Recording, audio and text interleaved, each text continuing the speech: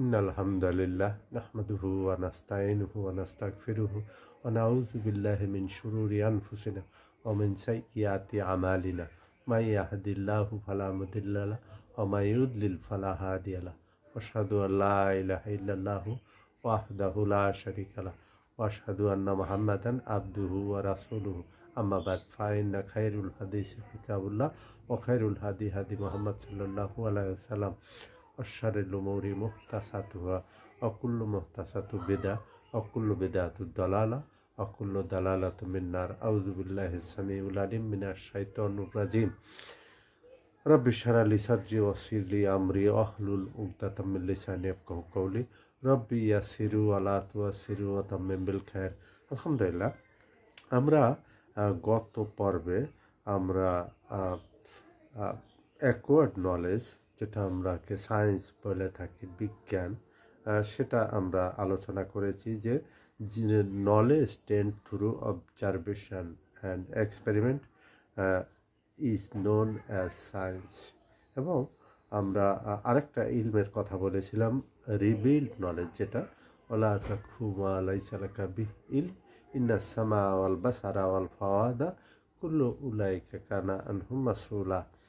এই ইনসান, ওই বিষয়ের ব্যাপারে তুমি কোনো সিদ্ধান্ত অথবা উপনীত হও না যে ব্যাপারে তোমার নাক, কান, চোখ এবং হৃদয় জানে না।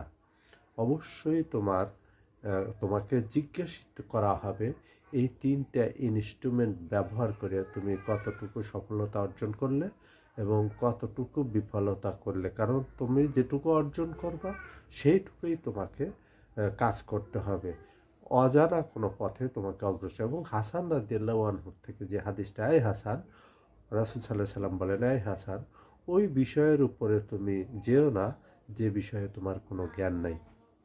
সুতরাং আমরা যে ফিজিক্যাল ফেনোমেনা, যে কিছু কিছু বিষয় আছে যেগুলি আমরা জানি না, যেমন ভূমিকম্প এটা এক ধরনের ফিজিক্যাল ফেনোমেনা অফ নেচার। কীভাবে হয় আমাদের বেসিক ধারণা থাকলেও আমরা কিন্তু এই বিষয়গুলি আমরা অত গভীরভাবে জানি না। যেমন ভূমিকম্প হয় কেন হয়? যে টেকটনিক প্লেটের ডিস্টারবেন্সের কারণে হয়। এখন এই কারণে হয়, কিন্তু কিভাবে হয় আর কেন হয় না, এই বিষয়গুলি কিন্তু আমাদের যে বিভিন্ন রকমের যে ফালতু কিছু কথা আছে যে এই কারণে হয়, ওই কারণে হয়, এর কোনো দলিল নেই, এর কোনো তথ্য প্রমাণ নাই।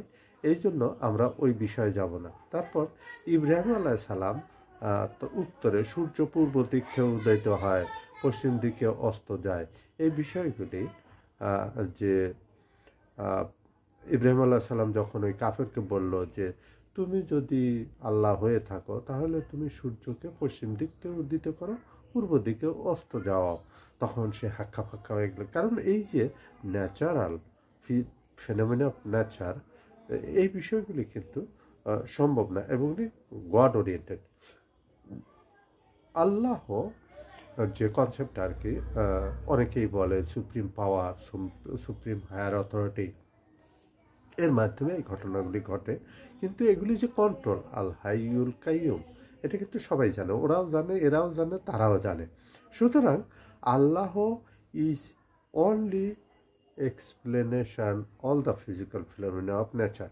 তে আল্লাহ সুবহান তাআলা যে অনলি এক্সপ্লেনেশন, একমাত্র। এখন ডিম থেকে বাচ্চা বের হয় এবং একটা বীজ থেকে বড় বট গাছের সৃষ্টি হয়, এটা কিন্তু আমরা চাক্ষুষ দেখেছি। যদি আমরা না জানতাম যে এই বীজ থেকে কিভাবে একটা ডিম থেকে কিভাবে বড় একটা পতঙ্গ অথবা একটা ইনসেক্ট, একটা মুরগি বের হলো, এটা আমরা কিন্তু চোখের সামনে আমরা দেখেছি। যদি আমরা না দেখতাম আমরা কখনো বিশ্বাস করতাম না যে তাই কি কখনো সম্ভব একটা ডিমের ভিতর থেকে এত সুন্দর একটা মুরগি, 4-5 কেজি ওজনের মুরগি, এবং সেটা যদি ফ্রাই করা হয়, রোস্ট করা হয়, এরকম টেস্টি, এবং সেটা যদি কিমা বানানো হয়, কিমা দিয়ে কত রকমের রেসিপি বানানো সম্ভব। এটা যদি আমরা চোখের সামনে অপটিমিস্টিক যদি না হতো, তাহলে আমরা কখনোই বিশ্বাস করতাম না যে এটা কখনোই সম্ভব না। ইভেন এখন পর্যন্ত কিন্তু দুনিয়ার সমস্ত মানুষ মিলে যদি চায় একটা ডিম বানাতে পারবে না। বিশেষ করে ছোট ছোট যে ইনসেক্টগুলি আছে, তাদের যে ডিমগুলি, যেমন মশার থেকে শুরু করে ছিটছি ছোট ছোট যে ইনসেক্টগুলি আছে, পেস্টগুলি আছে, তাদের যে ফ্লাইগুলি আছে, তাদের ডিম কতই বা ছোট। এবং সেই ডিম থেকে যখন বাচ্চা বের হয়, যখন লার্ভা বের হয়, তখন সেইটার চোখ থাকে এবং সেইটা বিভিন্নভাবে, এই যে একটা কল্পনা। এবং শুধু কি তাই, এই যে লার্ভাগুলি থাকে তাদের লার্ভাগুলি এত ছোট, তাদের চোখগুলি আরও ছোট, সেই চোখের ভিতরে আবার চোখ। কারণ এগুলি কিন্তু একটা চোখ নয়, এগুলি কিন্তু কম্বাইন্ড আইজ, আমরা বলি পঞ্চাক্ষী। সুতরাং এই বিষয়গুলি একমাত্র গড ওরিয়েন্টেড।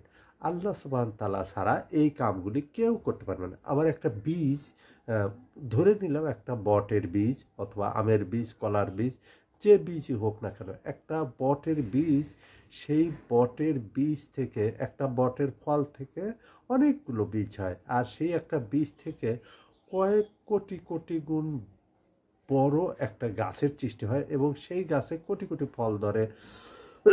এবং যে পাতাগুলি থাকে, সেই পাতাগুলি, ডালগুলি কখন মারা যাবে, কখন, এই বীজের মধ্যে প্রতিটা ডাটা সেভ করা থাকে। এবং বিজ্ঞানীরা বলছে যে এই ডাটাগুলি যদি সেভ করা, যদি যদি এক্সপ্লেন করা হয়, যদি বর্ণনা করা হয়, ব্যাখ্যা করা হয়, বয়ান করা হয়, তাহলে এই ডাটা পুরা কত টিবি স্পেস নেবে এই সামান্য একটা বীজের মধ্যে। ডিএনএ এবং যে আমরা জানি যে আরএনএ, তারপরে ওর ভিতরে যে কোডগুলি থাকে এবং যেগুলিতে ক্যারেক্টার স্টে করে, সেই বিষয়গুলি আমরা যদি জানতে চাই, তাহলে দেখব যে এটা বিশাল একটা ব্যাপার। সুতরাং এই বিষয়গুলি কিন্তু আমরা চোখের সামনে দেখে আসছি। এর ব্যাপারে আমাদের সন্দেহের কোনো অবকাশ নাই, কারণ আমরা চোখের সামনে এই বিষয়গুলি দেখে আসছি। যদিও চোখ মানতে রাজি না, তবুও আমরা জানি এগুলি হয়ে থাকে এবং আমাদের কাছে এগুলি অতি সাধারণ ব্যাপার, সামান্য ব্যাপার।